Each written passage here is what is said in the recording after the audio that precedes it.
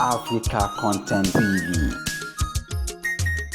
Orin lọ́jọ́ sí pé àwọn kan wá eye service lẹ́ni tọ́ba ti rọ́ọ̀gá náà máa ń tú àlè fún mọ́ mọ́ wọ́n mi ò ní máa dọ́kọ̀ wọn ni wọ́n máa fojú wọn ní iléeṣẹ́ táwa sí òní jóná àti. Nígbà tí mo kọrin fún yín lólé owó tẹ̀ ń fún mi àtòrin tẹ̀ ń gbọ́ kò jẹ́ mọ́ pé mò ń forí sí wáhásí fún yín ni àìdé o gbogbo àwọn tó bá bá ọ jẹ tó bá bá ọ mu táwa láwọn ń di MC òrèlè òní tó jí mọ́tò ọkọ̀ àwọn àmọ́ wọn ò ní jèrè ọkọ̀ wọn.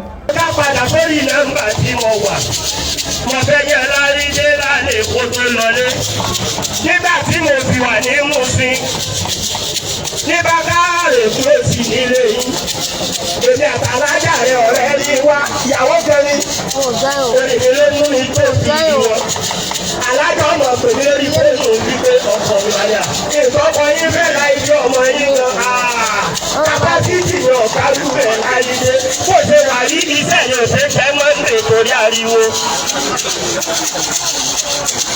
Bọ́bọ̀bọ̀ iṣẹ́ láyé ṣe jẹ́ Sunday torí ariwo. Arọ́ kùtùkùtù mọ́ndé tí ní bá dá. Tí gbogbo ọmọ iléèwé ti gbàgbòrò lọ bọ́ bá fẹ́ jẹ láyé iṣẹ́ rẹ̀ wà láyà fúra jẹ ni.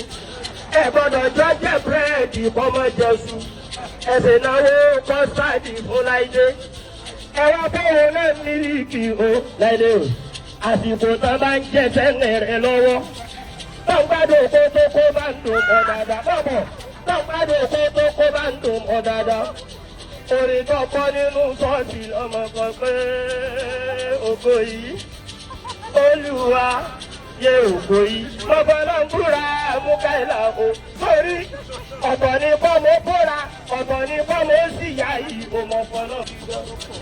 Ìwọ pé kí nǹkan fi dé ìrẹ́ bá dé àkọ́kọ́ oní starshot ọjọ́jú ẹ̀kejì o tún pírìtì gidi gan ẹlẹ́kẹ̀ẹ́ta Lagos kọ́lọ̀ òkúpa ẹ̀kẹrin okó gáìdì síwájú àpótí tó ń bẹ lọ́wọ́ ẹ̀yìn o láìdé wà láì mo lè torí rẹ̀ ta lé ọ̀dọ̀ ọwa ìgbọ́dọ̀ gbẹ́rù rẹ̀ délé ọdún èmi àti mọ́gàjì wa ọ̀dọ̀ tara wa torí yóò tọrọ kí wá kó oúnjẹ máa ní bo ẹran mú sí àdáni kan jẹ ni òní dàbọ̀ ọmọ tí ọ̀fà yìí ti ń sakọ gbogbo táwọn wèrè kan ń gbàdẹ́rẹ́ sí lógúnlógún tọ́lọ́hún ṣe fún wọn kan kó láìdé sí méjèèjì síwájú. Bí bàbá ìfẹ́rù rẹ̀ ní ìyàwó sílé, bàbá bímọ ọmọ mi ò ní mú fúdù jóbi wọn. Èèyàn kò lè kọ́ ní fáìlárì ẹgbẹ́. Kọ́lá jókòó sí ń gbọ́. Bójú bá kọ fíìmà rẹ̀ ní kankan mọ́. Òjòjò lè dá mọ́ sọ. Ibò bójú bá kọ fíìmà rẹ̀ yẹn máa ránṣẹ́. Ẹ wà lọ pariwo Sunday dada wèrè ní ìgbòho bá ọ̀rẹ́ kò ní jíṣẹ́. Ìgbé wà láìmọ̀ mọ wọ́n mọ̀ rẹ̀ gan ni. Lójú ìdílé ta ti wà ní àtisọ́yà MC Kẹ́sì. Sábà ní gbogbo àwa tá ń tẹ̀lé MC. Tani sórí bí ó ní ìsìnánú wa. Ìgbé jábá yan gbà kò ní ní. Àmọ́ Kẹ́sì náà yan gbà kò kejì. Mọ̀mọ́ yín gan Kẹ́sì o. Ẹ̀fẹ̀ fún ojú mi lẹ́nu. Mọ̀mọ́ wọ́n ẹ̀gbọ́n. Níbi tí mọ̀mọ́ wọ́n Kẹ́sì dé. Tí Kẹ́sì bá jagun lókè títí. Kẹ́sì tó máa ń jagun sálẹ̀ lábẹ́.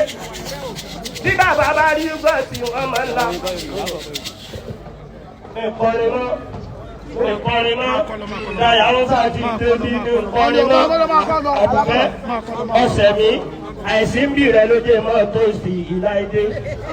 Bó ṣe dé báyìí ìfẹ́ láìdé Bákàrè mọ́sọ́tọ́. Sọmọ ẹgbẹ́ mi àti ẹlájọ ṣe fíìmù. Bọ́ ọ bá tó bẹ́ẹ̀ lónìí kọ́ ọmọ fún mi lówó 100,000 ìfẹ́ tù. Sọ ẹgbẹ́ bàbá kọ́kọ́ fi mọ̀ra Mùránò lóògùn gbà ẹ̀ mo sì fi mọ̀ nǹkan tí ń bẹ́ ńlẹ̀ nísì. Dayọ̀ wà láìta láì mo ní pákéjì nǹkan fọ́ ọ̀kan mọ́ ní. Tọ́kùnrin ọ̀bá jẹ́ ní ti mú gbogbooro. Wọ́n jẹ́ ní tó fẹ́ràn ẹnẹ́sí. Àbíjà Dánẹ́lì òkú lè jẹ́sẹ̀ Dayọ̀ Amúsà ọjúmọ́. Ìwọ́n pé kí ni rí sí nǹkan mẹ́ta lọ́mọ fi ń jọ mí lójú Dayọ̀ yàtọ̀ sí kó kó gáìdì níwájú. Tó o bá ń rìn tó o bá ń lọ tó o bá ń bọ̀ ìrìn rẹ pírọ́blẹ́mù ni ìwọ ló ké mọ̀ gbogbo àkẹ́yìnsí rẹ ní mọ̀ ń sa Hausa. ọmọ ẹ̀gbọ́n sókà sí àfihàn.